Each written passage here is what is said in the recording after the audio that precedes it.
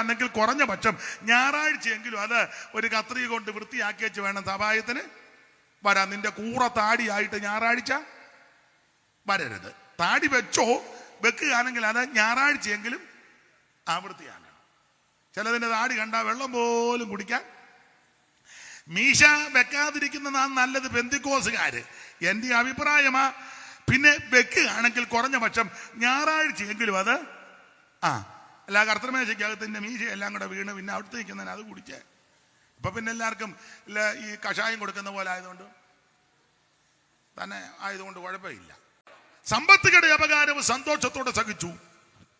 ആരംഭ സമയത്ത് വിശുദ്ധന്മാരെ ശുശ്രൂഷിച്ചതിനാലും ശുശ്രൂഷിക്കുന്നത് തന്റെ നാമത്തോട് കാണിച്ച സ്നേഹം. അങ്ങനെയൊക്കെയുള്ള പെന്തിക്കോസുകാരുണ്ട്. ഈ പണ്ട് ആരംഭ സമയത്തൊക്കെ എനിക്ക് ഒത്തിരി അനുഭവമില്ല, നിങ്ങൾ അനുഭവസ്ഥരുണ്ട്. പണ്ടൊക്കെ പെന്തിക്കോസുകാർ ഞായറാഴ്ച കറവയുള്ള വീട്ടിൽ നിന്ന് സൊസൈറ്റി കൊടുക്കുകയല്ല, പാല് പെയ്ത്തോമിലാണ് കൊണ്ടുവരുന്നത്. പെയ്ത്തോമിലെ മദർ ഒരു വലിയ അണ്ടാവ് അവിടെ വെച്ചിട്ടുണ്ട്. കൊണ്ടുവരുന്നവനെല്ലാം ഇന്നത്തെ മദറാന്ന് അണ്ടാവ് നിറഞ്ഞു കഴിയുമ്പോൾ എടുത്ത് അകത്ത് കൊണ്ടുപോകും. ഒരു കുഞ്ഞുങ്ങൾക്ക് പോലും കൊടുക്കാത്ത മദറും മദർ കുറേ കാച്ചി കുറച്ച് ഒഴിച്ച് കുറച്ച് മദർ ഫ്രിഡ്ജിനകത്ത് ബാക്കി കയറ്റി. അങ്ങനത്തെ മദറുമാരും മിണ്ടുന്നില്ല. എല്ലാവരുടെയും കാര്യമല്ല. എന്നാൽ പഴയ മദർമാരും അങ്ങനെ ആ പാലെടുത്ത് കാച്ചി പ്രായമുള്ള ഒരു സഭയിലുള്ളവരുണ്ട്, കൊച്ചുങ്ങളുണ്ട്, അവർക്കൊക്കെ കൊടുക്കുകയും അത്യാവശ്യം അവർ ഉപയോഗിക്കുകയും. പഴയ പെന്തിക്കോസുകാരും അങ്ങനെ ഞായറാഴ്ച ആ പാല് കൊടുക്കുക, അല്ലാതെ പെയ്ത്തോമിലാണ് കൊണ്ടുവരുന്നത്. 10 ചേനയോ 10 കാച്ചിലിൻ്റെ മൂടോ ഉണ്ടെങ്കിൽ അത് ഏറ്റവും നല്ലത് പെയ്ത്തോമിക്കുണ്ട്. ഇല്ലേ? പറ നല്ല ഏത്തക്കൊല പാവല് കടിച്ചതൊന്നുമല്ല, ഏറ്റവും നല്ലത്. ഇന്നിപ്പോൾ സഭയെ കൊണ്ടുവരാനും ഒക്കത്തില്ല. കൊണ്ടുവന്ന ഉടനെ 2 വിദ്വാന്മാർ ലേലം വിളിയാ. ഏത്തക്കൊല ഒരു തരം, നീ എല്ലാം ഒരു തരവാ. വിളിക്കുന്നവന് ഒരു തരവാ, മറ്റവൻ അതിനപ്പുറത്ത്. അച്ഛൻ്റെ മുഖം തെളിയുന്നില്ലല്ലോ. എല്ലാം നിന്ന് ലേലം വിളിക്കുന്നതാണ് ഇപ്പൊ ആൾക്കാർ കൊണ്ടുപോകുന്നുമില്ല. അവരും ചിന്തിക്കുന്നത് പാസ്റ്റർക്കോ പെയ്ത്തോമിലൊന്നും ഗുണമാകുകയല്ല. ഇവന്മാര് ലേലം വിളിച്ച് സഭയ്ക്ക് ഫണ്ട് എന്തുവാ ഫണ്ട്? പാവം പിടിച്ച ദൈവമക്കൾ അവർക്ക് ലഭിക്കുന്ന കൃഷിഫലത്തിന്റെ ഒരു ഓഹരി കൊണ്ടുവന്നാൽ അത് ലേലം വിളിക്കരുത്. നിനക്ക് ഗുണം വരികയല്ല. വിളിക്കുന്ന നിനക്കും ഗുണം വരികയല്ല, മേടിച്ചോണ്ട് പോകുന്നു നിനക്കും. പാസ്റ്റർ ഒരു കൊല മൊത്തം തിന്നുകയല്ലെന്നാ അയാൾ തിന്നുകയോ പുഴുങ്ങുകയോ എന്തെങ്കിലും ചെയ്യട്ടെ. എന്നെ ഇങ്ങനെ തുറപ്പിച്ച് നോക്കുന്നത്. സഭയ്ക്ക് ഫണ്ടുണ്ടാക്കുക, അങ്ങനെയാണോ ഫണ്ടുണ്ടാക്കുന്നത്? ഞാൻ ആ ഭാഗം അങ്ങ് വിടുക, വെറുതെ എന്തിനാ അലോഗ്യം ഉണ്ടാക്കുന്നതെന്ന് ഓർത്താ.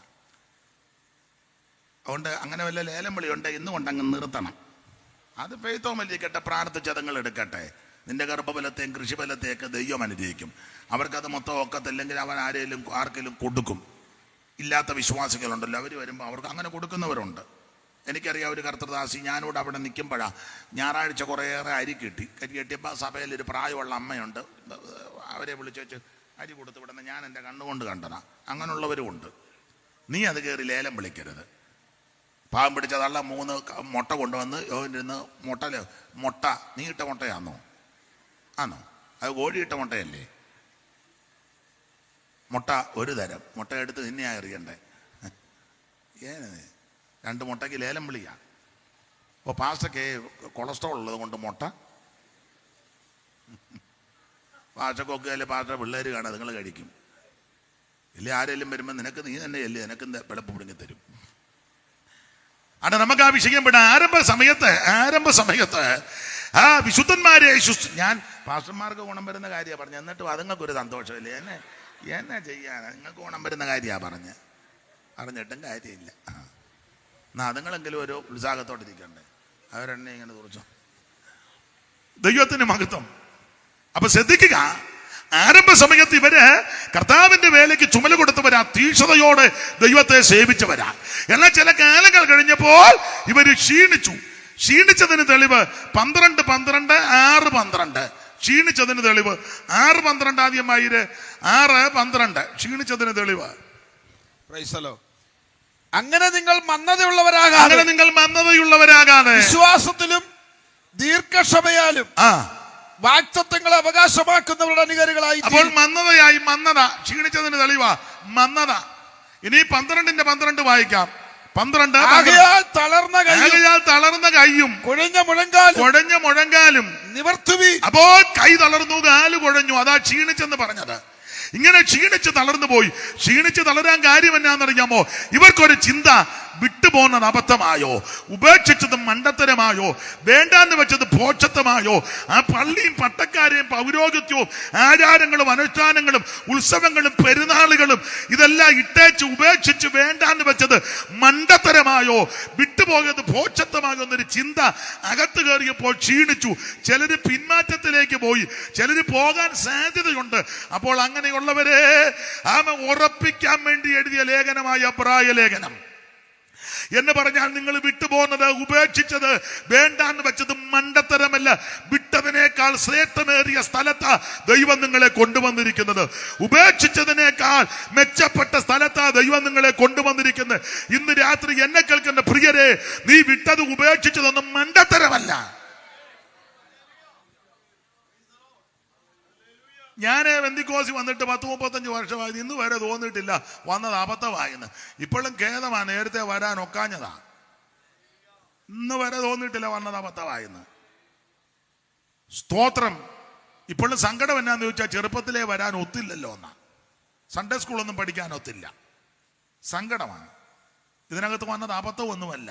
ഒരു കാര്യം കടത്തി പറയാം, സഹോദരന്മാരോട്, മീശ പഠിച്ചു വന്ന നാണക്കേടൊന്നുമല്ല, അബദ്ധമൊന്നുമല്ല. അല്ല, ആക്ഷേപമൊക്കെ കിട്ടും, നിന്നയൊക്കെ കിട്ടും, ഇതിനൊക്കെ പ്രതിഫലം ഉള്ളതാ. മീശ അടിക്കണമെന്ന് അങ്ങനെ വാക്യമൊന്നും അങ്ങനൊന്നുമില്ല. പക്ഷേ നല്ലതാ. എല്ലാത്തിൽ നിന്നും ഒരു വ്യത്യാസം. പുറമേ മാത്രമല്ല, അകമേ. കമ്മലുമാലിയ ഊരിയത് മണ്ടത്തരം ഒന്നുമല്ല. ഇടയ്ക്ക് തൂത്ത് വെച്ച് ഹല്ലേലൂയ അങ്ങനൊന്നും പറയരുത്. തൂത്തില്ലല്ലോ, നല്ല അടിപ്പുറത്തെ വെടി പോലെ നിന്നോണം. ഇതാവുന്ന അബദ്ധമല്ലെന്നേ. സ്തോത്രം. നീ ഉപേക്ഷിച്ചത്, വേണ്ടാന്ന് വെച്ചത്, വിട്ടുപോകുന്നത് മണ്ടത്തരമല്ല, വിട്ടതിനേക്കാൾ ശ്രേഷ്ഠമേറിയ സ്ഥലത്താ ദൈവം നിന്നെ കൊണ്ടുവന്നിരിക്കുന്നത്. അതുകൊണ്ട് പൗലോസ് പറയുക, അവൻ ഏറെ നല്ലത്, അതായത് ഇതിലെ പ്രതിപാദ്യ വിഷയം, ഏറ്റവും ശ്രേഷ്ഠൻ നസറയനാകുന്ന യേശു ക്രിസ്തു. ഇന്ന് രാത്രി ആ കർത്താവിന്റെ സാന്നിധ്യം ഇവിടെയുണ്ട്.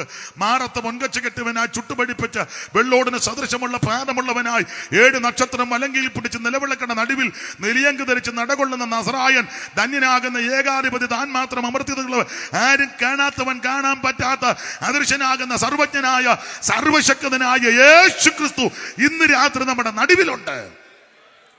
അനുഭവിക്കുന്ന ദൈവമക്കളെ ഓർത്ത് ഈ രാത്രി ദൈവത്തെ സ്തുതിക്കുന്നു. ഓടിച്ച് ചില കാര്യം പറഞ്ഞ് അങ്ങ് നിർത്താം. ആ ഭാഗമെല്ലാം വിടുക. 3-4 വായിച്ചത്. അത് പറഞ്ഞില്ലെങ്കിൽ നിങ്ങൾ ചെല്ല് പറയും, വാക്യം വായിച്ചിട്ട് അതിനെ സംബന്ധിച്ചൊന്നും പറഞ്ഞില്ല, വേറെ കാര്യമൊക്കെ പറഞ്ഞു. കുഴപ്പമില്ല, എന്നാലും അത് അങ്ങനെ. അതുകൊണ്ട് 1-2 കാര്യം പറയുക. 3-ാം അധ്യായത്തിന്റെ 4-ാം വാക്യത്തിൽ, ഏത് ഭവനവും ചമപ്പാൻ ഒരാൾ വേണം. ഓടിച്ച് 1-2 കാര്യം പറയുക. ഏത് ഭവനം. അപ്പൊ അതിന്റെ അർത്ഥം പല ഭവനം ഉണ്ടെന്ന്, പല ഭവനങ്ങളുണ്ട്. അതുകൊണ്ട് കമ്പിവാചകം പോലെ ഒരു 4 ഭവനത്തെ പറ്റി പറഞ്ഞങ്ങ് നിർത്താം. 4 ഭവനം. അതില് 1-ാമത്തെ ഭവനം 9 എന്നാ പെട്ടെന്ന് പറയാം. എടുത്തോട്ടെ.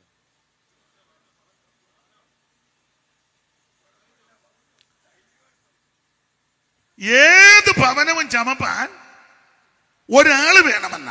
അപ്പൊ 4 ഭവനം ഒത്തിരി ഉണ്ട്. 4 ഭവനത്തെ പറ്റി ഇപ്പൊ അങ്ങ് ചിന്തിക്കാം. ഒന്ന്, ഈ ശരീരം ഒരു ഭവനമാണ്. ഞാൻ വേദപുസ്തകത്തിന്റെ വെളിച്ചത്തിലാണ് പറഞ്ഞത്, ഈ ശരീരം ഒരു ഭവനമാണ്. ഒരു വാക്യം ഒന്ന് തെളിവിന് വായിച്ചു. സഭാപ്രസംഗികളുടെ പുസ്തകം 12-ാം അധ്യായത്തിന്റെ 3-ാമത്തെ വാക്യത്തിന്റെ പ്രാരംഭ പദം. 12:3 പെട്ടെന്ന്. അന്ന് വീട്ടുകാവൽക്കാർ വിറയ്ക്കും. മതി. അന്ന് വീട്ടുകാവൽക്കാർ വിറയ്ക്കും. വീട് താഴോട്ട് പഠിച്ചു വരുമ്പോൾ വേദപുസ്തകം പഠിക്കുന്നവർക്കറിയാം, ഇത് ഈ ശരീരമാകുന്ന ഭവനത്തെ പറ്റിയാ പരാമർശിക്കുന്നത്. അപ്പൊ അന്ന് വീട്ടുകാവൽക്കാർ വിറയ്ക്കും. അപ്പൊ ഈ ശരീരം ഒരു ഭവനമാണ്. ഈ ഭവനം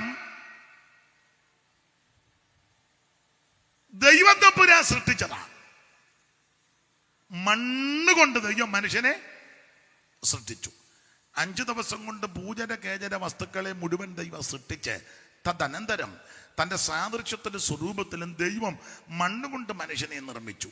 അവൻ്റെ മൂക്കിൽ ജീവശ്വാസം ഊതി മനുഷ്യൻ ജീവനുള്ള ദേഹിയായി തീർന്നു. സ്കൂളിൽ പണ്ട് പഠിച്ചത്, നമ്മളെ പഠിപ്പിച്ചത് കുരങ്ങ് രൂപാന്തരപ്പെട്ട് വന്നെന്നാണ്. പടമൊക്കെ കാണിച്ചാണ് നമ്മളെ പഠിപ്പിച്ചത്. ഒരു കൂനിക്കുരങ്ങ്, പിന്നെ ഒരു ഇച്ചിരി നിവർന്നൊരു കുരങ്ങ്, പിന്നെ ഒരു കുരങ്ങ്, പിന്നെ നിവർന്നത്, പിന്നെ നിവർന്നത്, പിന്നെ ഇങ്ങനെ എന്നെ ഈ പരുവത്തിന് നമ്മൾ പോകുന്നതായിട്ട്. അപ്പൊ സ്കൂളിൽ പഠിച്ചതും പഠിപ്പിച്ചതെല്ലാം കുരങ്ങ് അങ്ങനെ അതിനെന്തോ സിദ്ധാന്തം നമ്മളെ പരിണാമ സിദ്ധാന്തം അതാ, ഡാർവിന്റെ അല്ലേ. അപ്പോൾ കുരങ്ങ് രൂപാന്തരപ്പെട്ടു വന്നെന്നാ സ്കൂളിൽ പഠിപ്പിച്ചത്. അതവിടുത്തെ പടം പഠിച്ചേ വെക്കുള്ളൂ. എന്നാൽ ഈ പുസ്തകം പഠിപ്പിക്കുന്നതും അതങ്ങനെ തന്നെയാ. ഇത് കുരങ്ങ് രൂപാന്തരപ്പെട്ടു വന്നതല്ല, സ്വർഗത്തിലെ ദൈവം മണ്ണുകൊണ്ട് മനുഷ്യനെ സൃഷ്ടിച്ചതാണ്. പിന്നെ ഞാൻ പറയാറുണ്ട്, ചിലയിടങ്ങളിൽ ചെന്ന് യോഗത്തിനൊക്കെ ഇരിക്കുമ്പോൾ ചിലരുടെ മുഖത്തോട്ട് നോക്കിയാൽ ഡാർവിൻ പറഞ്ഞതാ ശരിയെന്ന് ചിലപ്പോൾ തോന്നാറുണ്ട്. അതിന് മലയാളത്തിൽ ഒരു പ്രയോഗമുണ്ട്, ഉൽപ്രേക്ഷ. അത് താനല്ലയോ ഇത് എന്ന് വർണ്ണ്യത്തിലാശങ്ക ഉൽപ്രേക്ഷാഖ്യലങ്കൃതി. സ്കൂളിൽ പഠിച്ചതാ. എനിക്ക് ഇവിടെ വന്നപ്പോ ചിലരുടെ മുഖത്ത് നോക്കിയൊരു ഉൽപ്രേക്ഷ ഉണ്ട്. അത് തന്നെയാണോ? അതുകൊണ്ട് ഞാൻ പോകുന്നതിന് മുന്നേ എൻ്റെ ഉൽപ്രേക്ഷ പോകണം. ഇത് ദൈവം തമ്പുരാൻ മണ്ണുകൊണ്ട് മനുഷ്യനെ സൃഷ്ടിച്ചു. മൂക്കിൽ ജീവശ്വാസം ഊതി. തനിയായിരിക്കുന്ന ആദമിനെ തക്ക തുടകൊടുക്കാൻ വേണ്ടി ദൈവം ആദമിനെ ഗാഢതത്തിനെ വരുത്തി പാർശ്വഭാഗത്ത് നിന്ന് ഒരു വാരികല്ലെടുത്ത് ഹവ്വായെ സൃഷ്ടിച്ച് വാമഭാഗത്ത് നിർത്തി. ആദാം ഉറക്കമുണർന്ന് നോക്കിയപ്പോൾ ഹവ്വായെ കണ്ടു. അന്തം വിട്ടുപോയെന്നാ. ഹവ്വായെ കണ്ട് അന്തം വിട്ടു. അത്രയ്ക്ക് സൗന്ദര്യത്തിന്റെ മൂർത്തിഭാവമായിരുന്നു. നമ്മളും ഇപ്പൊ കാണുമ്പോൾ അന്തം വിടാറുണ്ട്. അത് സൗന്ദര്യം കൊണ്ടല്ല, പേടിച്ച്. നിങ്ങൾ ശ്രദ്ധിച്ചില്ലേ? രണ്ടുപേര് പറഞ്ഞോണ്ടിരിക്കുക, പൊക്ക മോളി വരുന്നുണ്ട്, പൊക്ക പിന്നെ പറയും സ്തോത്രം, അവള് വരുന്നുണ്ട്, പൊക്കോ. ഫോൺ ചെയ്തോണ്ടിരിക്കുക, എന്തുകൊണ്ട് വിശേഷം? സന്തോഷം, ഞാൻ പിന്നെ വിളിക്കാം കേട്ടോ, അവൾ ഇങ്ങോട്ട് വരുന്നു. അന്തം വിടുക. കാണുമ്പം എല്ലാവരുടെയും കാര്യമല്ല. ആരാ കണ്ണ് ചിമ്മി നോക്കിയപ്പോൾ സൗന്ദര്യത്തിന്റെ മൂർത്തിഭാവം നിൽക്കുക. സാറ് കൊടുത്തിരിക്കുന്ന പ്രയോഗം ഇങ്ങനെ: ഉറക്കമുണർന്നവൻ കണ്ണുകൾ മന്ദം മന്ദം തുറക്കുന്നേരം ഒരു ദിവ്യയാം നാരീരത്നം തനിക്ക് മുമ്പിലായി നിൽക്കുന്നു. ശ്രുതി ഇടാമോ? ഉറങ്ങുന്നവൻ തനിക്ക് മുന്നിലായി നിൽക്കുന്നു, വിവാദത്തിൽ കനക്ക് നേർക്കായി കിഴക്കുതിച്ച പാന് പോലെ. അതല്ല, വേണ്ട. അപ്രതീക്ഷിതമായ കാഴ്ചയിൽ വിഭജനായി പ്രകാരം ആദമനുള്ളത്തിൽ ഉച്ചരിച്ചു: എന്ത് ഞാൻ കാണുന്നത് ചന്തമേറിയ കാഴ്ച! ഹന്ത മിന്നലീ ഭൂവിൽ പിണ്ടിതാകൃതിയായോ, ചന്ദ്രനെ വെടിഞ്ഞിങ് ചന്ദ്രിക വരാവതോ, സാന്ദ്ര സൗഭാഗ്യം എന്തൊരു നവസൃഷ്ടി, പുത്തൻ സൃഷ്ടിയാ. വാനവ പരിചയിലെങ്ങാനുമാണോ വരിൽ ആനനാദികൾ കൽപ്പഭേദമോർത്ത് കണ്ടാൽ കേശഭംഗിയും നല്ല മുടി, അല്ലാതെ നല്ല വട്ടം കണ്ടിച്ച് നടക്കുകയല്ലായിരുന്നു. അതാ വരേണ്ടത്.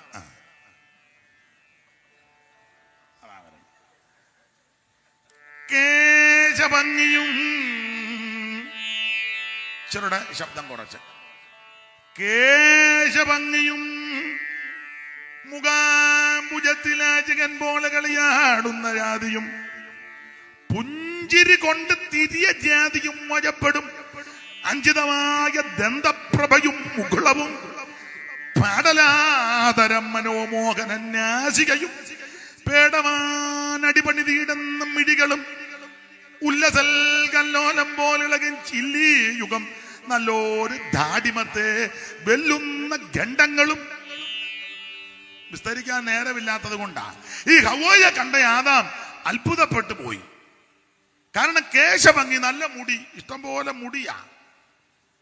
അത് ടെമ്പോയി കച്ചി കൊണ്ടുപോകാൻ പോലൊന്നും അല്ല.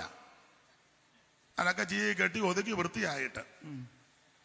ചിലതൊക്കെ യോഗത്തിന് വരുന്ന കണ്ട മിണ്ടുന്നില്ല. പോട്ടെ. ചെല്ലിങ്ങനെ മുടിയെല്ലാം അടിച്ച് കൺവെൻഷന് പാടാൻ തന്നെ വരുന്നേ എല്ലാവരുമല്ല. ചിലർ ഇതെല്ലാം ഇങ്ങനെ പറത്തി 2 മുടി ഇതിലേക്കിട്ട് ഒന്നും ശരിയല്ല. വേറെ പുസ്തകപ്രകാരം ശരിയല്ല. അങ്ങനെയുള്ള ഒരെണ്ണത്തിനെ വിളിക്കരുത്. എഴുന്നേക്കാനും വയ്യ. നിങ്ങൾ എല്ലാവരുടെയും കാര്യമല്ല. മുടിയെല്ലാം ഇങ്ങനെ പറത്തി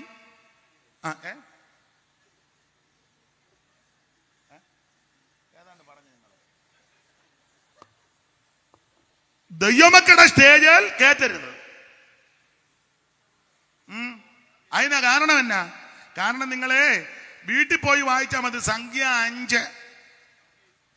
മുടിയെല്ലാം അടിച്ചിട്ട് നടക്കുന്നത്. മുടി അടിച്ചിടുന്നത് എന്തിനാന്നും, അടിച്ചിട്ടാൽ എന്നാ അതിന്റെ കാര്യം എന്നെന്ന് സംഖ്യ 5 പിന്നെ പോയി പഠിച്ചോ. ആത്മിക ശുശ്രൂഷ ചെയ്യുമ്പോൾ അതിന് പ്രമാണമുണ്ട്. ഇതങ്ങ് അടിച്ചു പറത്തിയിട്ടേച്ച് തലേ പോലെ വിടുകയല്ല. പിന്നെ 2 എണ്ണം ഇതിലേക്കൂട്ടിട്ട് അങ്ങ് ഭയങ്കര ചൂടൊക്കെ നല്ലതാ, സ്വരമൊക്കെ നല്ലതാ. പക്ഷേ ശുശ്രൂഷ, ഇത് ശുശ്രൂഷയാ. നമ്മുടെ പാട്ടുകാരെക്കാളൊക്കെ എത്രയോ നന്നായിട്ട് പാടുന്ന എത്രയോ ആൾക്കാരുണ്ട്. ട്യൂണല്ല ഇവിടുത്തെ വിഷയം, സ്വരമാധുര്യമല്ല വിഷയം. പിന്നെ പാട്ടുകാരൊക്കെ പല സംഗതി അങ്ങനല്ലേ ജോൺസാ? ശ്രുതി ഒന്നും അല്ല വിഷയം. ഇത് പ്രമാണമാ വിഷയം. ആ ഭാഗത്തേക്ക് ഞാൻ പോകുന്നില്ല. വെറുതെ എന്തിനാ അലോക്യം ഉണ്ടാക്കുന്നത്? അതുകൊണ്ടാണ്. ഇത് പ്രമാണമാ വിഷയം. നമുക്കിപ്പോ പ്രമാണമൊന്നും വിഷയമല്ലല്ലോ. ദൈവത്തിന് മഹത്വം. ഇച്ചിരി പിടിപ്പും കാശും ഉള്ളവന്റെ പിള്ളേരാ കാണിക്കുന്നെങ്കിൽ ഒരു കുഴപ്പവും ഇല്ല. പാവപ്പെട്ടവന്റെ അന്നേരം അടിയന്തര കമ്മിറ്റി കൂടി ഉടനെ മുടക്കുക. നമുക്ക് ആ വിഷയം വിട്ടൊക്കെ എന്തിനാ ആലോക്യം ഉണ്ടാക്കുന്നത്? ദൈവത്തിന് മഹത്വം. ആശാന് പഴിച്ച ഏത്തമില്ലല്ലോ. അപ്പോൾ കേശഭംഗി, പിന്നെ മുഖാംബുജത്തിൽ ആശുകൻ പോലെ കളിയാടുന്ന പുഞ്ചിരി കൊണ്ട് തിരിയ ജാതിയും വശപ്പെടും. അഞ്ചിതമായ ദന്തപ്രഭ. നല്ല പല്ലായിരുന്നു ഹവ്വായുടെ. അല്ലാതെ മുടമ്പല്ലു ഒന്നുമല്ല എന്നെ പോലെ. എനിക്ക് മുടമ്പല്ല. ഹവ്വായിക്ക് അങ്ങനെ നല്ല പല്ല, നല്ല മുല്ലമുട്ട് പോലെ. അല്ലാതെ അതിനകത്ത് കക്ക എല്ലാം വന്ന് അടിഞ്ഞ് പല്ലും തേക്കുകയല്ല, മഞ്ഞ കളറും. പണ്ടൊരാൾ പറഞ്ഞ പല്ലൂടെ തേക്കാതിരിക്കായിരുന്നേ അതുകൂടെ അങ്ങ് അല്ലെന്ന്.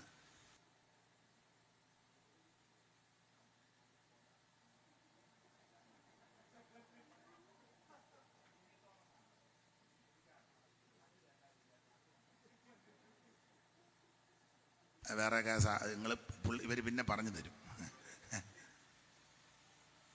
അപ്പൊ ഒരു കാര്യം പറയാ, നല്ല മുല്ലുമുട്ട് പോലത്തെ പല്ല്, ദന്തപ്രഭയും പാടലാധരം, നല്ല ചുണ്ട, പാടലാധരം, മനോമോഹനം, നാസികയും നല്ല തത്തച്ചുണ്ട് പോലത്തെ മൂക്ക്. അല്ല നിലന്തല്ലിക്ക് അടിച്ചു പരത്തി 2 തുള മാത്രമല്ല. അത് നമ്മൾ ഇടയ്ക്കിടയ്ക്ക് ഹവ്വായിക്ക് നല്ല നീണ്ട മൂക്കാരെന്ന്.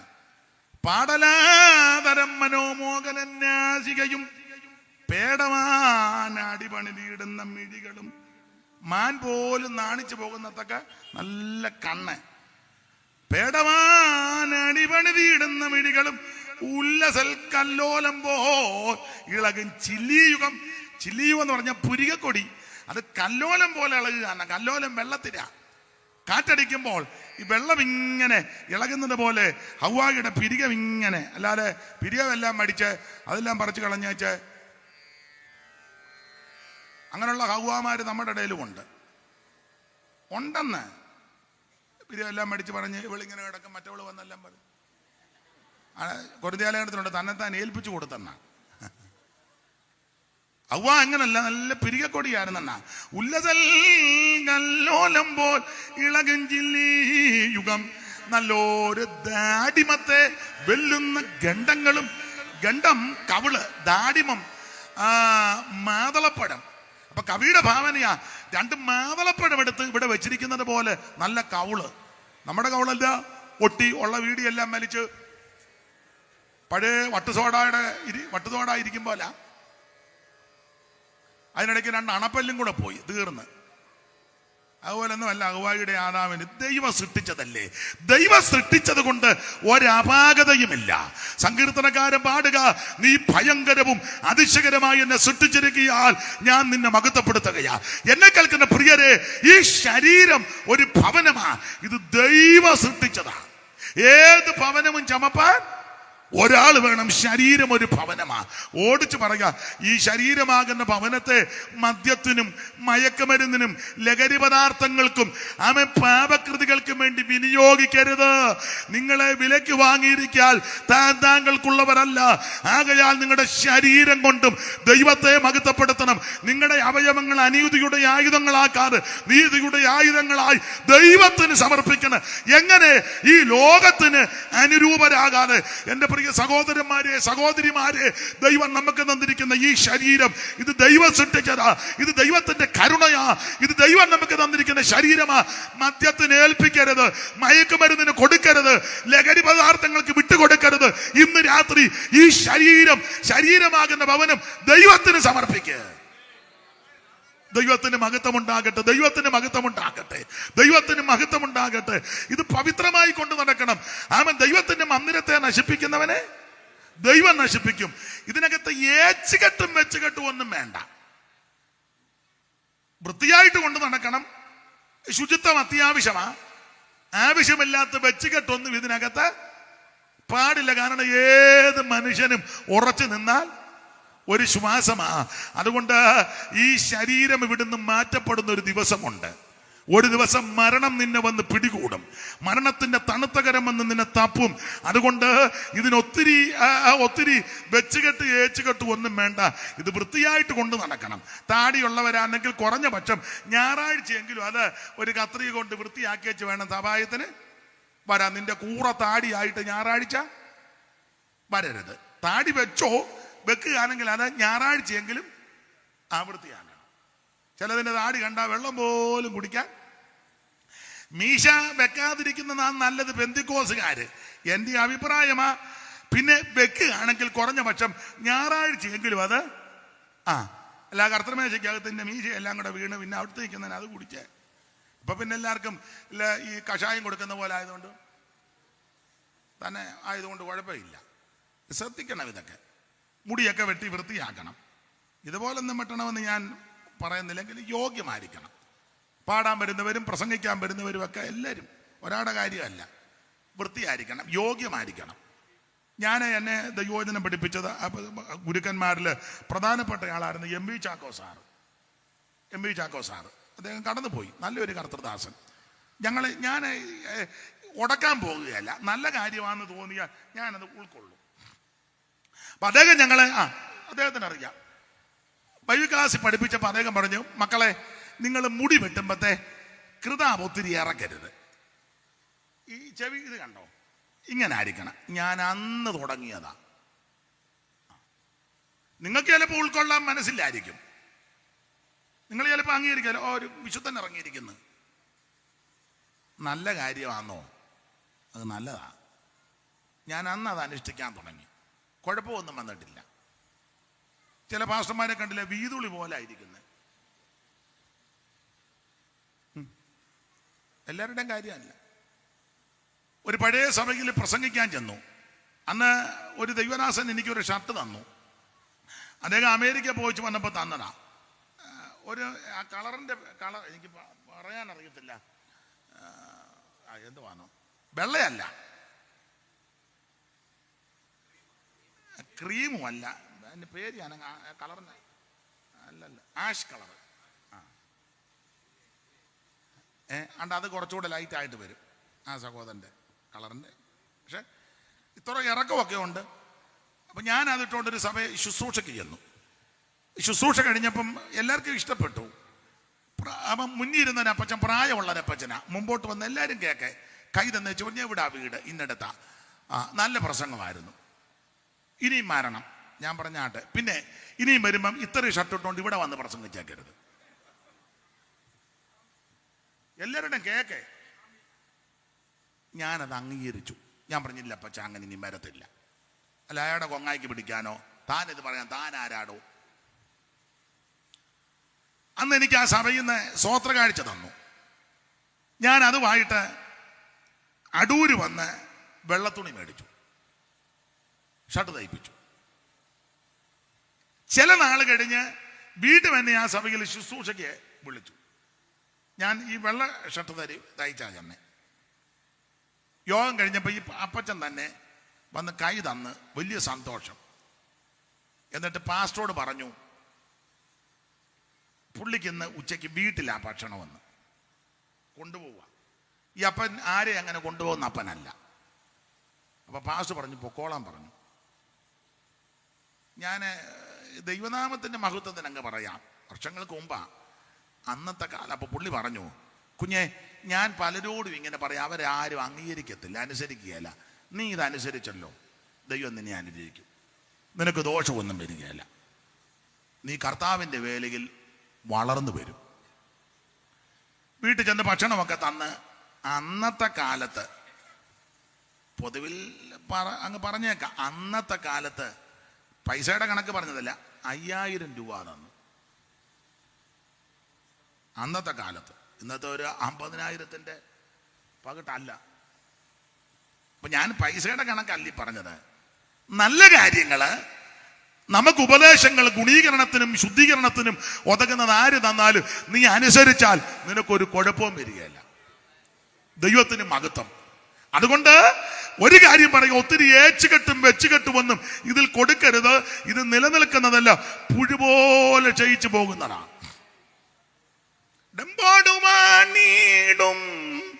ധനാഢ്യർ സാധുക്കളായോരും എല്ലാരും അന്ത്യ ഒരുപോൽ ഈ ലോകം, എല്ലാരും അന്ത്യ ഒരുപോൽ ഈ ലോകം ഇല്ലാതെ വേണ്ടി ഈടും. നീയതു മറക്കാതെ ആനന്ദമേറും നിൻ ജീവകാലം മറയും നിഴൽ പോലെ. നീയതു കരമുയർത്തി ദൈവത്തിന് മഹത്വം കൊടുക്കുക. ഓടിച്ചവസാനിപ്പിക്കുക. ഒന്നാമത്തെ ഭവനം ഈ ശരീരമാകുന്ന ഭവനം. എന്തിനാ ദൈവം സൃഷ്ടിച്ചത്? ഈ ശരീരം കൊണ്ട് ദൈവത്തെ മഹത്വപ്പെടുത്താനാ. പക്ഷെ ഒരു കാര്യം, ഈ ഭവനം നശിക്കും. ഇത് സ്ഥിരതയുള്ളതല്ല. അത് ഇവിടുന്ന് വിട്ടുപോകും.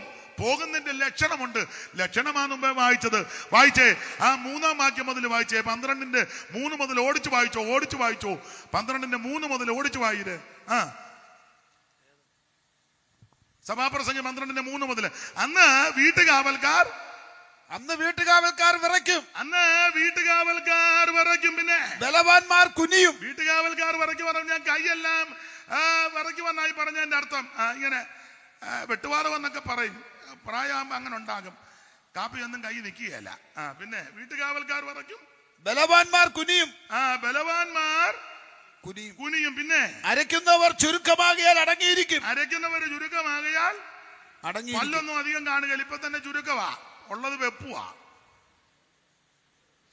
ഒരാൾ ശാസിച്ചപ്പോ പല്ല് ഒരു വരി താഴെ പോയി. വായിരേ. കിളിവാതിലുകൾ കൂടി നോക്കുന്നവർ അന്ധന്മാരാകും. തിമിരമൊക്കെ വരുമെന്നാ പറഞ്ഞതിന്റെ അർത്ഥം. പിന്നെ തെരുവിലെ കതവുകൾ അടയും. ചെവിക്കൊക്കെ അല്പം ബുദ്ധിമുട്ടൊക്കെ വരും. പിന്നെ അരയ്ക്കുന്ന ശബ്ദം മന്ദമാകും. ആഹാരം കൊടുത്ത പെട്ടെന്ന് എഴുന്നേക്കല്ല, കഴിച്ചിരിക്കും. നമ്മള് കല്യാണത്തിന് പോയി കഴിക്കും പോലല്ല, പ്രായമുള്ളവരുടെ കാര്യമാണ്.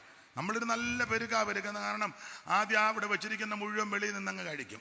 ഒരു 4-5 സൈസ് ജ്യൂസ് ഉണ്ട്, അത് മുഴുവൻ അങ്ങ് കുടിക്കും. എല്ലാത്തിനും ഷുഗറുവാ. നിന്ന് കന്നുവെള്ളം കുടിക്കും പോലെ നിന്ന് കുടിക്കുക. പിന്നെ അകത്തോട്ട് കയറി കല്യാണ ശുശ്രൂഷയ്ക്ക് ആളില്ല.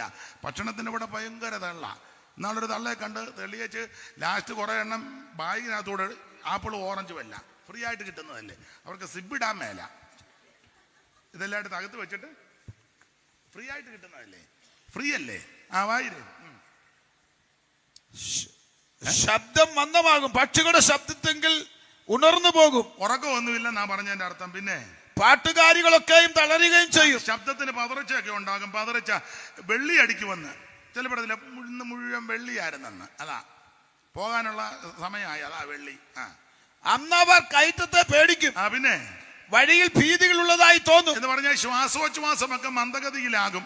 പിന്നെ വഴിയിൽ ഭീതിയുള്ളതായി തോന്നും. പിന്നെ ബദാം വൃക്ഷം പൂക്കും. ബലാം വൃക്ഷം പൂക്കും. ഇപ്പൊ പിന്നെ ആരുടെയൊക്കെ പൂത്തത് ആരുടെയൊക്കെ പൂക്കാത്തതൊന്നും അറിയാം. എല്ലാം അഡ്ജസ്റ്റ് ചെയ്തിരിക്കുന്നതുകൊണ്ട് പൂക്കാത്തതാണെന്നും മിക്കതും പൂത്തതാ, പക്ഷെ പരുവത്തിന് ഇങ്ങനെ പൂക്കാത്തതായി വെച്ചോണ്ടിരിക്കുക. അങ്ങനെ ഇരിക്കട്ടെ. അടുത്തത് തുള്ളൻ ഇഴഞ്ഞു നടക്കും. തുള്ളൻ ഇഴഞ്ഞു നടക്കും. രോദനക്കുരു വലിക്കാതെ വരും. വായിക്കാൻ നേരമില്ല. അപ്പോൾ ഇങ്ങനെയുള്ള സംഭവങ്ങൾ നടക്കുമ്പോൾ ഓർത്തോണം, ഞാനും നിങ്ങൾ ഇവിടം വിട്ട് പോകാറായി.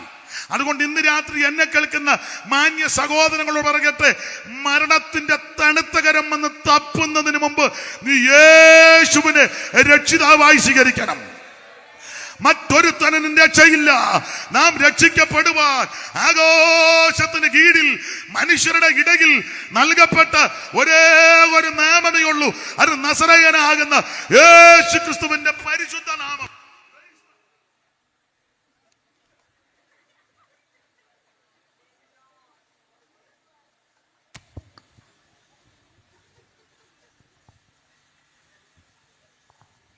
അങ്ങനെ ആയിരുന്നാ ഞാൻ ആദ്യം ചെയ്യാറുണ്ട്. അപ്പൊ ശ്രദ്ധിക്കുക, ഇന്ന് രാത്രി ഒരു കാര്യം പറയാ, അവൻ ഈ ശരീരമാകുന്ന ഭവനം ഇവിടുന്ന് പോകും. ഈ ശരീരമാകുന്ന ഭവനം മണ്ണോട് ചേരും. ഇന്ന് രാത്രി എന്നെ കേൾക്കുന്ന മാന്യ പ്രിയപ്പെട്ടവരെ, ഇത് മണ്ണോട് ചേരുന്നതിന് മുമ്പ് ഇന്ന് രാത്രി യേശുവിനെ രക്ഷിതാവായി സ്വീകരിക്കണം. മറ്റൊരുത്തനും രക്ഷയില്ല.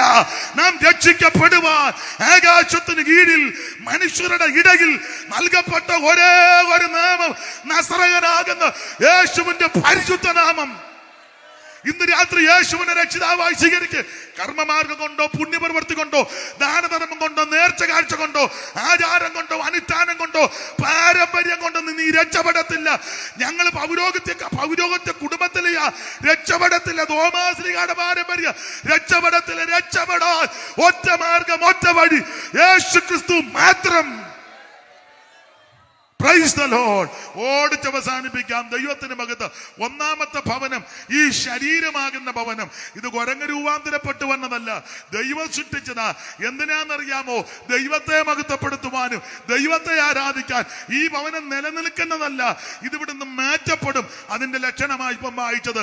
ആ ലക്ഷണങ്ങൾ കണ്ടു തുടങ്ങുന്നതിന് മുമ്പെങ്കിലും നീ യേശുവിന്റെ രക്ഷിതാവായി സ്വീകരിക്കണം. ബാല്യത്തിലെ നുകം ചുമക്കുന്നത് പുരുഷന് നല്ലതാ. യൗവനക്കാരാ, നിന്റെ യൗവനകാലത്ത് സത്താവിനെ ഓർക്ക്. നിനക്ക് ഇഷ്ടമില്ല എന്ന് പറയുന്ന ദിവസങ്ങൾ വരാൻ പോകുക. നിനക്ക് ആരോഗ്യമുള്ളപ്പോ, ഓജസ് ഉള്ളപ്പോ, അവൻ ബലമുള്ളപ്പം ദൈവത്തെ മഹത്വപ്പെടുത്ത. ചികിമിന്നിക്കുക ഓമന്ന മുടികൾ വെള്ളയായി തീർന്നിടുമേ. ചികിമിന്നൂക്കിയ ഓമന്ന മുടികൾ വെള്ളയായി തീർന്നിടുമേ. നിന്നുടെ മുഖം കൂടി അഴകല്ല പോയി നീ തപ്പി നടന്നിടുമേ. നിന്നുടെ മുഖം കൂടി അഴകല്ല പോയി നീ തപ്പി നടന്നിടുമേ. യൗവനക്കാരാ, നിന്നുടെ യൗവനം നാശത്തിലാകിടലേ. നിന്നുടെ യൗവനം നാശത്തിലാകാതെ രക്ഷകനെ ഏൽപ്പിക്കാം. ഇന്ന് രാത്രി ഒന്നാമത്തെ ഭവനം ഈ ശരീരമാകുന്ന ഭവനം, അത് ദൈവത്തെ മഹത്വപ്പെടുത്താനാ. രണ്ടാമത്തെ ഒരു ഭവനം, ഈ ശരീരമാകുന്ന ഭവനം ഈ ഭൂമിയിൽ മഞ്ഞും മഴയും ശീതവും ഉഷ്ണവും മറ്റ് ദോഷമേശാതെ ഈ ഭൂമിയിൽ മരണം വരെ കർത്താവിന്റെ വരവ് വരെ ജീവിക്കാൻ ഇതുപോലൊരു ഭവനം ആവശ്യമാണ്. അതാണ് 128 സങ്കീർത്തനത്തിന്റെ 3-ാമത്തെ വാക്യത്തിൽ. വായിച്ചോ 128:3 അറിവുള്ള വാക്യമാണല്ലോ, എങ്കിലും ഒന്ന് വായിച്ചോ. വിസ്തരിക്കുന്നില്ല, പെട്ടെന്ന് നിർത്തുക. വായിച്ചോ 128:3. നിന്റെ ഭാര്യ നിന്റെ വീട്ടിനകത്ത്. അപ്പൊ ഈ വീടിനെ പറ്റിയാ പറയുന്നത്. നിന്റെ ഭാര്യ നിന്റെ വീട്ടിനകത്ത്. അത് എല്ലാവർക്കും അറിയാമല്ലോ. ആരുടെ വീട്ടിലാണൊക്കെ തന്നെത്താൻ ശോധന ചെയ്യേ. നിന്റെ ഭാര്യ ആട്ടെ. അപ്പോൾ ഇതുപോലൊരു ഭവനം ആവശ്യമാണ്. മഞ്ഞും മഴയും ശീതോഷ്ണവും കാറ്റ്, അത് അവനവന്റെ സാഹചര്യം അനുസരിച്ചാണ് പണിയുന്നത്. സാഹചര്യം അനുസരിച്ചേ പണിയാ. അപ്പുറത്തുകാർ 2 നില വെച്ചെന്ന് പറഞ്ഞു നീ വെക്കാനൊരുങ്ങരുത്. നിനക്ക് സാവകാശം ഉണ്ടേലേ വെക്കാവൂ. ഇത് ചുമ്മാ ഉള്ള ലോൺ എല്ലായിടത്തും പെണ്ണുങ്ങളാ കൂടുതലും. നിങ്ങൾ എന്തിനാ ഇങ്ങനെ ജീവിക്കുന്നത്? അവര് വീട് വെച്ചത് കണ്ടോ? ചെല്ലു നിങ്ങൾ ആണാന്നോ? പിന്നെ പുള്ളി ആണാന്ന് തെളിയിക്കാൻ തെളിയിക്കണ്ടേ ആണാന്ന്? ദൂതമ്മേ ഒരു കാര്യം പറയാം. നാട്ടിലൊരു ചൊല്ലുണ്ട്, കൂനറിഞ്ഞേ നെവരാവുള്ളൂ. നമ്മുടെ സാഹചര്യം അനുസരിച്ച് അവരത് കാണിക്കുന്നു, ഇവരിത് കാണിക്കുന്നു, അവരത് ചെയ്യുന്നു. അത് നമ്മുടെ വിഷയമല്ല. നമ്മുടെ സാഹചര്യം അനുസരിച്ചേ കാര്യം ചെയ്യാവൂ. സ്തോത്രം. ചെല്ലങ്ങ് മുഴുവൻ ലോൺ എടുക്കുക, മുഴുവൻ ലോണാ. അത് വെളിയിൽ ഇറങ്ങാൻ മേല. ചെല്ലങ്ങ് എല്ലാവരോടും വായ്പ മേടിക്കും. ലോകത്തിലുള്ള മുഴുവൻ ആൾക്കാരും വായ്പ മേടിച്ച് മുടിഞ്ഞല്ലോ. ഇല്ലേ? ആരുടെ കാര്യമാണെന്നായിരിക്കും. അതൊക്കെ എനിക്കറിയാം. അതൊക്കെ എന്റെ പരുവത്തിന് കൈകാര്യം ചെയ്തോളാം. മനസ്സിലായോ? തികയുന്നില്ലല്ലോ. എത്ര കിട്ടിയിട്ടും മതി വരുന്നില്ല. ദൈവത്തിന് മഹത്വം ഉണ്ടാകട്ടെ. ഇതുപോലൊരു ഭവനം ആവശ്യമാണ്. ഇത് മണ്ണും ഇഷ്ടികയും കമ്പിയും മെറ്റലും സിമന്റും തത്തുല്യമായ മെറ്റീരിയൽ കൊണ്ട് പണിതടാ. പക്ഷെ ഇത് നിലനിൽക്കുന്നതല്ല. ഈ ഭവനത്തിൽ പാർത്ത് ജീവനൊടുങ്ങാനല്ല ദൈവം നിന്നെ കുറിച്ച് ഉദ്ദേശിക്കുന്നത്. ഈ ഭവനം നിലനിൽക്കുന്നതല്ല. ചിലക്ക് നല്ല വീടും ചുറ്റുപാടും വന്നു കഴിയുമ്പോ പിന്നെ ആരാധനയ്ക്ക് വരികയല്ല. ഇല്ലാഞ്ഞ കാലത്ത് എല്ലാവരും ആരാധനയ്ക്ക്. അന്ന് ആനവായം വരിക, ചെറ്റപ്പര, ആനവായം വര. അപ്പനും അമ്മയും മക്കളും എല്ലാം യോഗത്തിന് ഇങ്ങ് വരുന്നു. രാവിലെ വരും. ഒരു ചെറ്റയെ അങ്ങോട്ട് ഇട്ടാച്ച് ഒരു ക്രോസ് കമ്പ് വെക്കും. ഇപ്പൊ അതല്ല. ഇപ്പം 1 പൂട്ടി 2 പൂട്ടി ഇടിച്ചു നോക്കി എന്നിട്ട് ഒരാൾ യോഗത്തിന് വരിക. അപ്പൊ നല്ല വീട് കിട്ടിയാലും കുഴപ്പമാ. ഒരു കാര്യം പറയുക, ഈ ഭവനം കണ്ട് നീ ഞെളിയരുത്. ഇത് നിലനിൽക്കുന്നതല്ല. ലത്തൂരിലെ ഭൂകമ്പം, പലയിടങ്ങളിൽ ഭൂകമ്പം പപ്പടം പൊടിയും പോലാ പൊടിഞ്ഞത്. ഇത് നിലനിൽക്കുന്നതല്ല. അപ്പോൾ ഒന്ന് ഈ ശരീരം ഒരു ഭവനം, ആ ഭവനം മരണം വരെ കർത്താവിന്റെ വരവ് വരെ ജീവിക്കുവാൻ ഇതുപോലൊരു ഭവനം. ഈ 2 ഭവനത്തിൽ ജീവിച്ച് ഒടുങ്ങുകയല്ല ദൈവത്തിന്റെ ഉദ്ദേശം. 3-ാമത്തെ ഒരു ഭവനമുണ്ട്. അതേതാണെന്നറിയാമോ? അവൻ ആ എഫേസ്യ ലേഖനം 2-ാം അധ്യായത്തിന്റെ 14-ാമത്തെ വാക്യം ഒന്ന് വായിച്ചേ കർത്തദാസനെ. എഫേസ്യ ലേഖനം 2:14. അവൻ നമ്മുടെ കെട്ടിടം എന്നുള്ളത് അവരിൽ കെട്ടിടം മുഴുവൻ യുക്തമായി ചേർന്ന് കർത്താവിൽ വിശുദ്ധ മന്ദിരമായി വളരുന്നു. അവനിൽ നിങ്ങളെ ദൈവത്തിന് നിവാസമാകേണ്ടതിന് ആത്മാവിനാൽ ഒന്നിച്ചു പണിത് വരുന്നു. അവൻ നമ്മുടെ സമാധാനം. അവൻ ഇരുപക്ഷത്തെ ഒന്നാക്കി ചട്ടങ്ങളും കൽപ്പനകളുമായ ന്യായപ്രമാണം ശത്രുത്വം 19-ാമത്തെ വാക്യം പറ്റി. ആകയാൽ നിങ്ങൾ ഇനിയും അന്യന്മാരും പരദേശികളുമല്ല വിശുദ്ധന്മാരുടെ സഹപൗരന്മാരും ദൈവത്തിന്റെ ഭവനക്കാർ. 3-ാമത്തെ ഭവനം മറ്റൊന്നുമല്ല, ദൈവസഭയാകുന്ന ഭവനം. 1-ാമത്തെ ഭവനം ശരീരമാകുന്ന ഭവനം. 2-ാമത്തെ ഭവനം ഈ ശരീരമാകുന്ന ഭവനം മരണം വരെ ഈ ഭൂമിയിൽ പാർക്കാൻ ഇതുപോലൊരു ഭവനം. ഈ 2 ഭവനത്തിൽ ജീവിച്ച് ഒടുങ്ങുകയല്ല ദൈവത്തിന്റെ ഹിതം. 3-ാമത്തെ ഒരു ഭവനത്തിൽ എല്ലാവരും മരണം. ആ ഭവനം മറ്റൊന്നുമല്ല, ദൈവസഭയാകുന്ന ഭവനം. ആ ഭവനത്തിലേക്ക് പ്രവേശിക്കാൻ 5 പൈസ മുടക്കണ്ട, 1 കാശ് മുടക്കണ്ട, 1 മൈൽ നടക്കണ്ട, ഭൗതിക വസ്തുക്കൾ ഒന്നും കൊടുക്കണ്ട. ഇരിക്കുന്ന ഇടത്ത്, കേൾക്കുന്ന ഇടത്തിരുന്ന് ഒറ്റ വാക്ക് പറ, യേശുവേ ഞാനൊരു പാപിയാ. യേശുവേ എന്റെ പാപത്തിന് വേണ്ടി അങ്ങ് മരിച്ചെന്ന് വിശ്വസിക്കുന്നു. യേശുവേ ഇന്ന് രാത്രി എന്നെ രക്ഷിക്കണം. യേശുവേ എന്റെ ഉള്ളത്തിലേക്ക് വരണമെന്ന് ഈ രാത്രി ആര് പ്രാർത്ഥിക്കും, അവരെ ഇന്ന് രാത്രി യേശു രക്ഷിക്കും.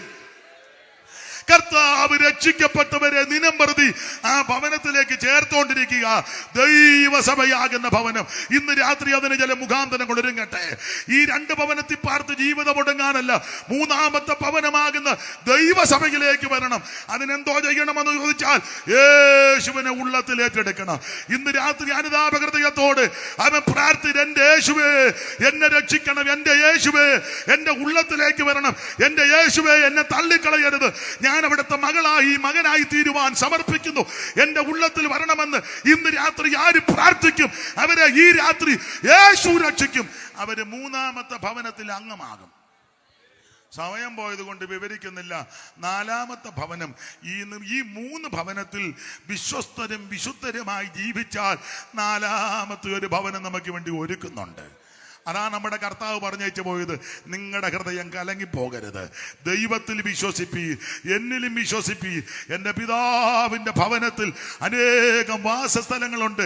ഇല്ലെങ്കിൽ ഞാൻ നിങ്ങളോട് പറയും, നാലാമത്തെ നിത്യഭവനമാ. ആരും അപകരിക്കത്തില്ല, തകർന്നു പോകത്തില്ല, നശിച്ചു പോകത്തില്ല, ഒരു ന്യൂനതയുമില്ല, അപാകതയുമില്ല. ആ ഭവനം ഒരുക്കാൻ നമ്മുടെ കർത്താവ് പോയിരിക്കുക. ഇനി എത്രയും പെട്ടെന്ന് അവിടുന്ന് തിരിച്ചു വരും. തനിക്കായി കാത്തു നിൽക്കുന്ന വിശുദ്ധന്മാരുടെ രക്ഷയ്ക്ക് അവിടുന്ന് പാപം കൂടാതെ രണ്ടാമത് പ്രത്യക്ഷപ്പെടും. ഇനി എത്രയും അല്പകാലം കണ്ടിട്ട് വരുവാനുള്ളവൻ വരും. പ്രത്യാശയുള്ള ദൈവമക്കൾ ഇന്ന് രാത്രി ദൈവത്തിന് മഹത്വം കൊടുക്കുക. എല്ലാവരും അല്പസമയം ദൈവത്തെ സ്തുതിച്ചാട്ടെ. ആ നിത്യഭവനത്തിലെത്തുവാൻ എന്തോ ചെയ്യണം? ഒറ്റവാക്കി പറയാം. ഒന്ന്, മാനസാന്തരപ്പെട്ട് യേശുവിനെ രക്ഷിതാവായി സ്വീകരിക്കണം. രണ്ട്, വെള്ളത്തിൽ മുങ്ങി പിതാവിന്റെയും പുത്രന്റെയും പരിശുദ്ധാത്മാവിന്റെ നാമത്തിൽ സ്നാനപ്പെടണം. മൂന്ന്, അഭിഷേകം പ്രാപിച്ച് പരിശുദ്ധാത്മാവെന്ന സ്നാനം നിറഞ്ഞ് ദൈവത്തെ ആരാധിക്കണം. ആമ കൂട്ടായ്മ ആചരിക്കണം, വേർപാട് പാലിക്കണം, തിരുമേശ കിടക്കണം, പ്രാർത്ഥനയിൽ പോരാടണം. ദൈവത്തോടും മനുഷ്യരോടും കുറ്റമറ്റ മനസ്സോച്ചയോട് ജീവിച്ച് ഓരോ ദിവസവും മാനസാന്തരപ്പെട്ട് അവിടുത്തെ വരവിനായി നോക്കി പാർക്കുന്ന വിശുദ്ധന്മാരെ ആ നിത്യഭവനത്തിലേക്ക് ചേർക്കുവാൻ യേശു വീണ്ടും വരും. എന്നെ കേൾക്കുന്ന ആരും കൈവിടപ്പെട്ടു പോകരുത്, എന്നെ കേൾക്കുന്ന ആരും നശിച്ചു പോകരുത്. നാമോ നാശത്തിലേക്ക് പിന്മാറുന്നവരുടെ കൂട്ടത്തിലല്ല, വിശ്വസിച്ച് ജീവരക്ഷ പ്രാപിക്കുന്നവരുടെ കൂട്ടത്തിൽ ഇന്ന് രാത്രി എല്ലാവരും ദൈവത്തിന് മഹത്വം കൊടുത്താട്ടെ. എല്ലാവരും അല്പസമയം ദൈവത്തെ സ്തുതിക്കാം, ദൈവത്തിന് മഹത്വം കൊടുക്കാം. ഓ ദൈവത്തിന് മഹത്വം, ദൈവത്തിന് മഹത്വം. ആ പഴയ പാട്ടിന്റെ രണ്ട് ചരണങ്ങൾ പാടി നമുക്ക് അങ്ങ് നിർത്താം. ദൈവത്തിന് മഹത്വം. പരത്തിൽ ഉന്നതൻ പരിശുദ്ധർക്കായി പണി ചെയ്യും മണി സൗധങ്ങൾ, പരത്തിൽ ഉന്നതൻ പരിശുദ്ധർക്കായി ചെയ്യും മണി സൗധങ്ങൾ, പരിചില്ലായവർക്കായി ഒരുക്കിടും വിവിധ മോഹന വസ്തുക്കൾ, പരിചില്ലായവർക്കായി ഒരുക്കിടും വിമല സ്ഫടിക തുല്യമാ തങ്ക നിർമ്മിത വീതിയോ, വിമല സ്ഫടിക തുല്യമാ തങ്ക നിർമ്മിത വീതിയോ, കാണും ഞാനൻ മോക്ഷപുരേ കാതൻ ചാരേ ശാലേപുരേ. ആമേൻ. കൈയടിച്ച് ചേർന്ന്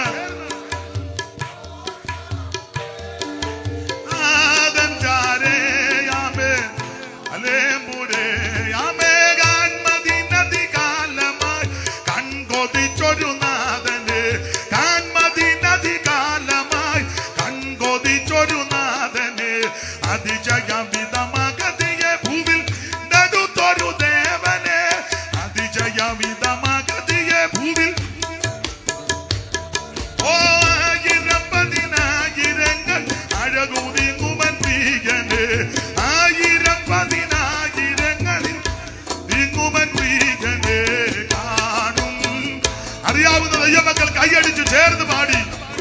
ഓ ആദൻ ചാരേ ആമേ ചാലേപുരേ ആമേ കാണും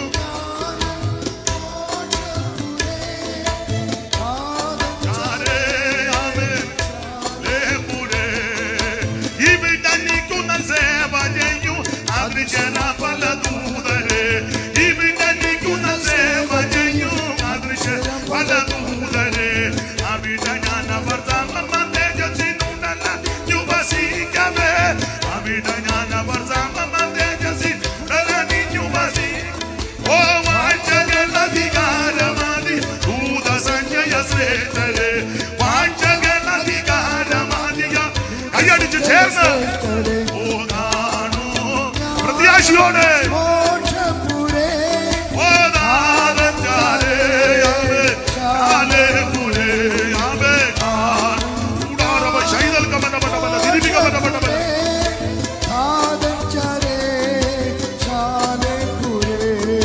ഇവിടെ നമ്മളെ പിരിഞ്ഞു മുന്നവികം ഗമിച്ച വിജൂതരെ ഇവിടെ നമ്മളെ പിരിഞ്ഞു മുന്നവികം ഗമിച്ച വിജൂതരെ വിവിധ വേളയിൽ മരിച്ചു മൺമറഞ്ഞു പോയ വിശ്വസ്തരെ വിവിധ വേളയിൽ മരിച്ചു അകന്നു പോയ വിശ്വസ്ത ഓ അരുണ തുല്യമധൂതി വിളങ്ങിടും പല പല പ്രിയ മുഖങ്ങൾ അരുണ തുല്യമധൂതി വിളങ്ങിടും പല പല പ്രിയ മുഖങ്ങൾ ഓ കാണൂ ഞാന് ചാപുരേ ആമേ നാഥൻ ചാരേ ഓ കൈയടിച്ച് ചേർന്ന് കാണൂ ഞാന് ഓ ചാപുരേ നാഥൻ ചാരേ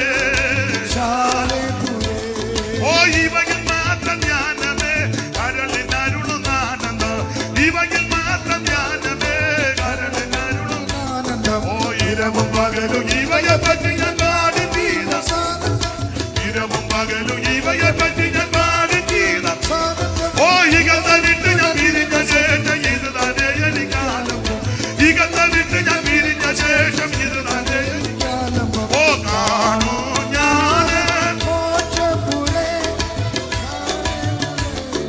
ചാലേ പുരേ ആമേ കാണൂ ഞാൻ മോക്ഷപുരേ